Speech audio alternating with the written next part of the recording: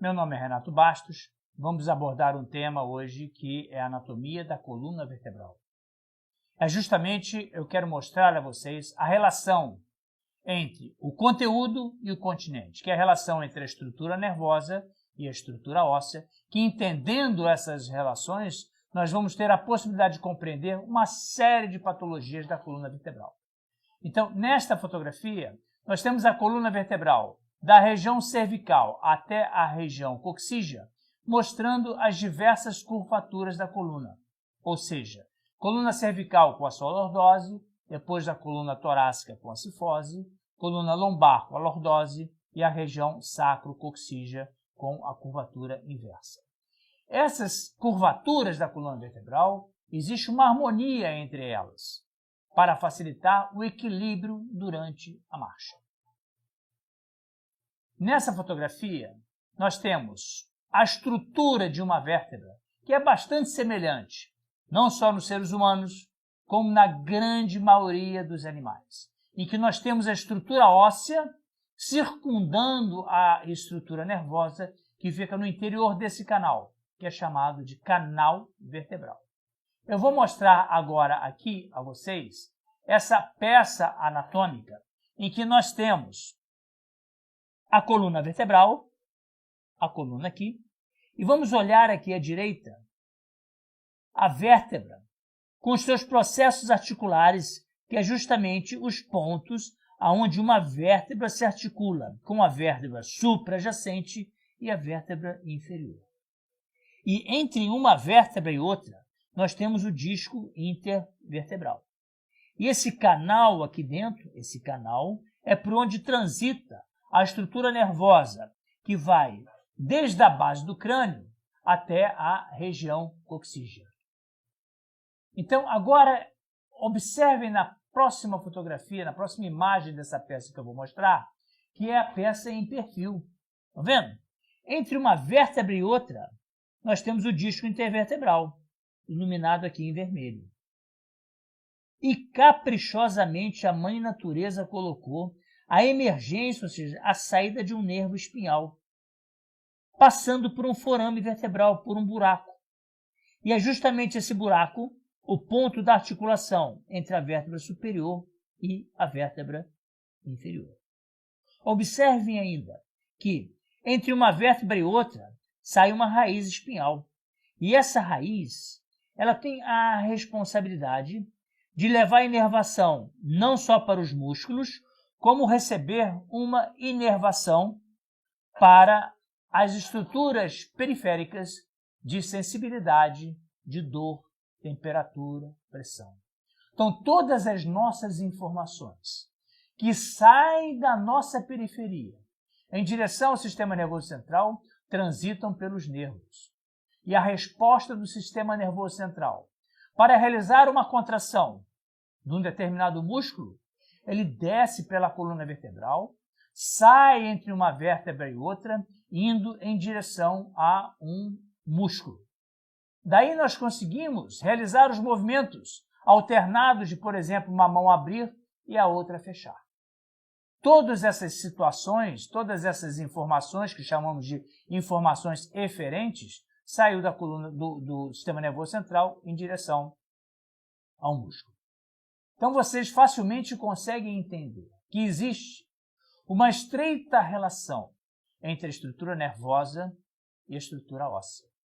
E conseguem também compreender que uma compressão, por mínima que seja, na estrutura nervosa, vai desencadear uma sintomatologia de responsabilidade daquele nervo.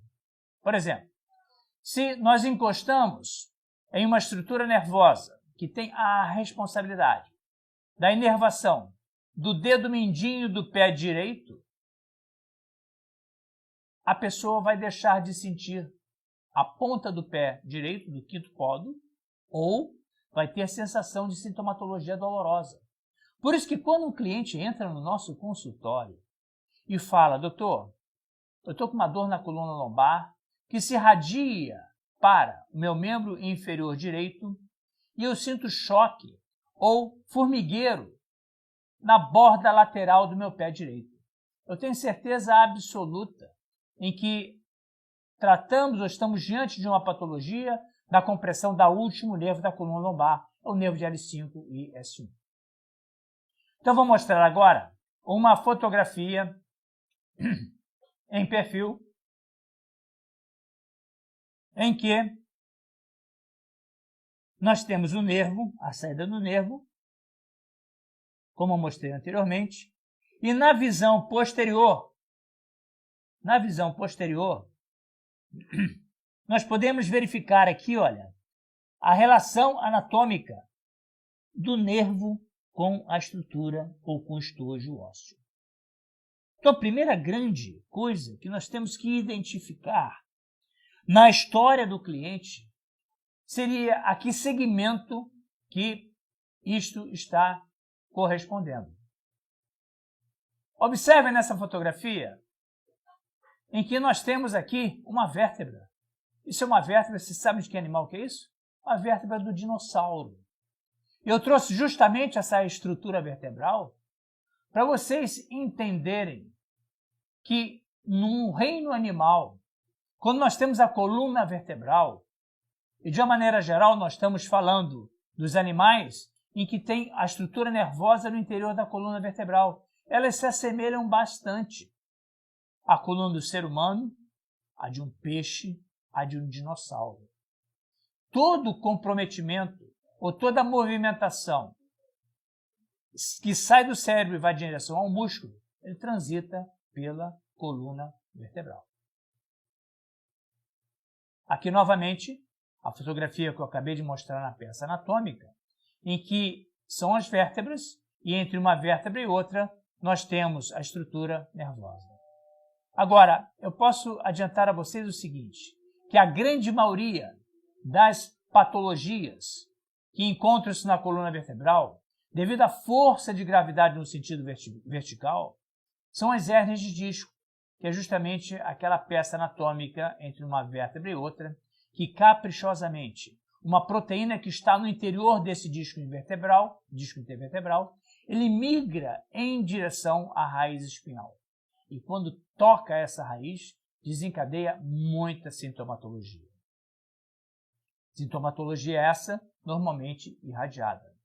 Nessa próxima fotografia, dá para vocês entenderem bem, né, a relação entre o conteúdo e o continente, e o que está dentro da vértebra é a estrutura nervosa, e o que está à sua volta é a estrutura óssea.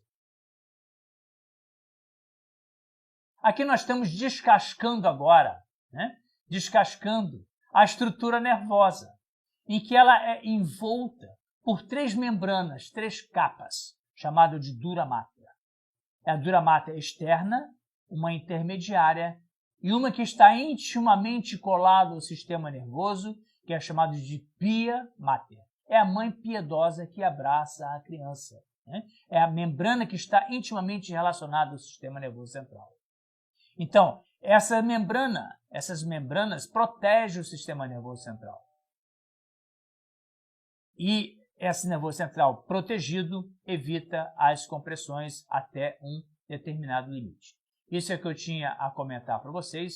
É importante vocês conhecerem a importância entre conteúdo e continente, porque estabelecendo essas diferenças, eu tenho certeza que vocês vão compreender uma série de patologias da coluna vertebral.